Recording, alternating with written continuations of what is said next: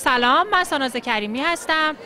میخوام در مورد استارتاپی که امروز داریم روش کار میکنیم براتون صحبت بکنم. ایده‌ای که مطرح شد و خوشبختانه بین 45 تا ایده رأی آورد و سوم شد به نام ایونت پلنینگ بود که هدف ما برگزاری یک سری مهمونی ها و مراسم خاصه برای ایجاد شادی و دور همی بین افراد. هدف ایده این بودش که ما احساس کردیم ما دلیل شادی کردن توی جامعه خودمون خیلی کم داریم و شاید آدما براشون سخته که دیگران رو دور خودشون جمع بکنن، یه مهمونی دوستانه بگیرن، برای خودشون تولد بگیرن، جشن 18 سالگی بگیرن، آقایون جشن 40 سالگی بگیرن، یا هر دلیل و بهانه‌ای که برای جشن گرفتن و شادی کردن نیاز داشته باشه. یکم تو جامعه ما کم رنگ شده.